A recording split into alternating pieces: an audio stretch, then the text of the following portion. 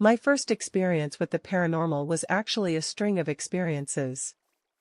I was 16, and my family had just moved into a new home. I loved the house. I had my own room that I picked myself, and I didn't feel any kind of hesitance while unpacking and decorating to make myself feel more at home. Everything was great. At least, for the first week. After school, I would get home with my little brother about an hour before my mom.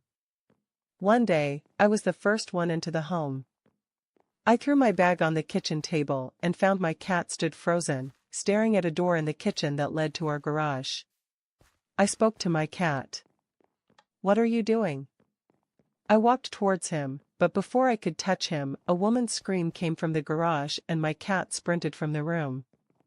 I followed, taking my little brother with me outside and calling my mom. My brother insisted he didn't hear anything, and my mom suggested that I must have imagined it, but I knew it was real. Once my mom got home, we checked the house to find nothing. She suggested that I was stressed and watching too many scary movies. I didn't bother to argue any further. I could tell that I wasn't going to be believed, so I grabbed my bag and walked to my bedroom at the end of the hall.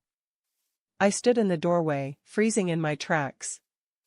My closet door was slid open and hanging from its track, as if someone had tried to pull it off, and my pillow was standing in the middle of the room, a flat flimsy pillow that I couldn't get to stand if I wanted it to.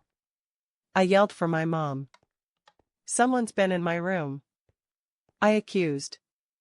She came back, my little brother trailing behind her. I pointed in the room, only to find the pillow now laying flat, as it should have been the whole time. "You must have knocked it off the bed when you woke up this morning."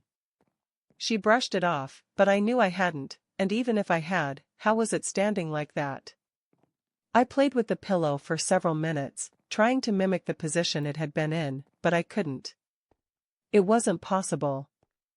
I went to bed that night without a problem. While I did think what had happened earlier that day was strange, I didn't lose sleep over it, but I was prone to waking throughout the night, so like clockwork, I awoke around 3 in the morning and got up to go to the bathroom. When I returned the doorway to my bedroom, I froze. The light from the bathroom shined just barely into my bedroom, making it impossible to miss. I could see a figure, sitting on the edge of my bed. It had no features, just the shadow of a large man.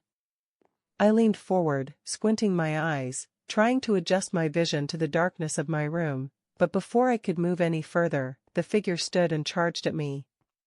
I've never screamed so loud. My feet came out from under me and I hit the floor, my hand flipping on the light before I had lost my balance. Nothing was there. My mom and brother were there in an instant, wondering why I was screaming and now crying on the floor. I tried to explain. "You were dreaming," my mom told me. I was awake. I was up. I tried to argue, but she shook her head. "You must have been dreaming," she insisted. "Go back to bed." I didn't sleep well that night. The next day went fine. That is, until I was back home from school. That house suddenly didn't feel like home to me, and my room did not feel like mine. I felt like I was invading someone else's space, and I was apologetic. I attempted to make an Ouija board out of cardboard and a clear bottle cap. I was desperate to confirm my own experiences. "Hello?" I said quietly, waiting for a response. "Nothing. I'm sorry if we moved into your home. I'll be a good roommate. I'm very clean." I began to ramble, but the bottle cap never moved. I started to feel silly, looking down at the makeshift board. It was just trash. I pushed it away and climbed into bed, embarrassed that I believed such a thing would work. That night, I heard something rattling around. I initially thought it was a large house moth, knocking itself into my window. I flipped on my bedside lamp and noticed the board on the floor, only the bottle cap was standing on its side, spinning like a quarter in fast circles. I let out a breath of air in disbelief and the cap dropped, once again motionless. I jumped out of bed and grabbed the board, tearing it in half and shoving it in the trash. I kept my lamp on for about an hour before I started to feel tired again. Reluctantly, I flipped the lamp back off and drifted to sleep. I always slept with a blindfold on, irritated by the smallest bit of light, so when I awoke again, feeling the cold air of my fan, I assume I had kicked my blanket off in my sleep. I felt around the bed, trying to find it to cover myself again, but no luck. I lifted my blindfold and was horrified to see my blanket, standing tall above me. It had to have been about 6 feet, towering over my body.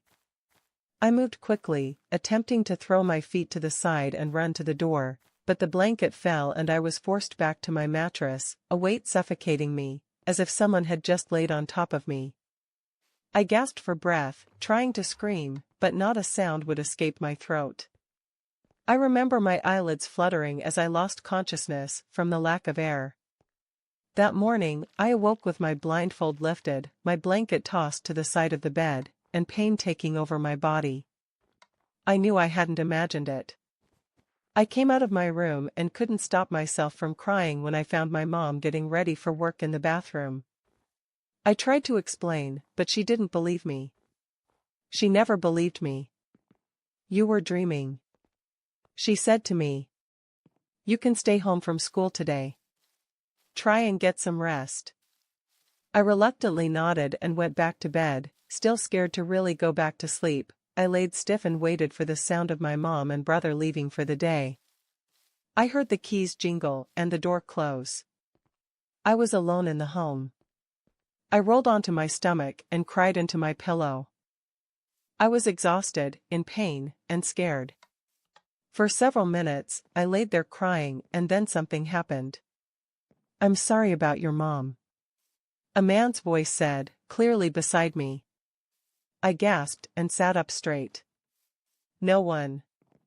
I couldn't handle being alone there. I got out of bed and walked myself to school, something I was usually too scared to do, but not nearly as scared as I was of whatever was in my home. We moved out of the home shortly after due to my mom getting married, and all related activity stopped, much to my relief, but I'll always wonder what it was and why it only seemed to interact with me. That was the first and strongest presence I've ever encountered,